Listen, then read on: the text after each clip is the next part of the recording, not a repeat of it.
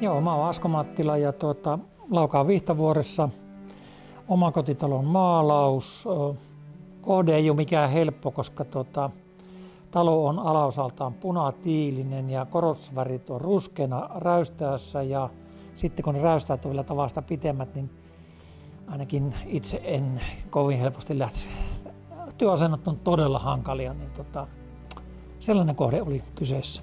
Nimittäin tammikuuta ja ruvettiin miettimään, että kyllä kesällä pitäisi maalata talo alkuperäisessä maalissa, 90-luvulla tehty talo, niin vaikka se oli niin kuin pinnalta ihan nätin näköinen, mutta se oli jotenkin vaan, sanotaan, kulahtanut vähän, niin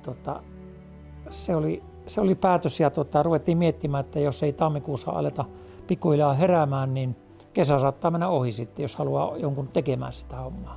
No, totta kai vähän jännitti lähinnä, että vaikka mä sain Katveworksilta niin kuin selkeän infon, että mitä tulee tapahtumaan, mitä maalausurakka käsittelee, niin totta kai jännitti, että miten onnistuu just noista edellä mainitusta haasteista johtuen.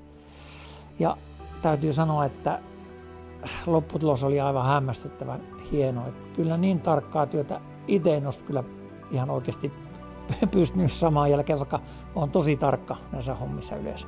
Joo, maalausurakka kyllä eteni sillä viisi, että me ei oikeastaan enää kiinnitetty ollenkaan huomiota. Kaverit teki ulkona töitä ja me elettiin ihan normaalia elämää.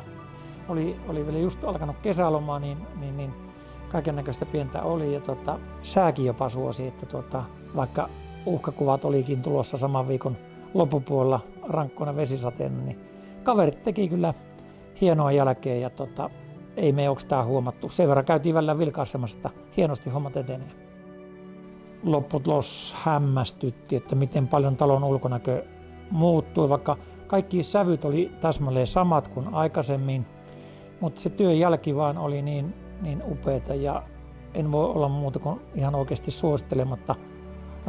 Hintalaatuisuuden aivan järjettömän hyvä, huolellisuus, kaikki paikat oli tip-top kunnossa, kun kaverit läks pois, ja minkä näköisiä sotkuja ei ollut, ja jälki oli aivan uskomattoman hieno.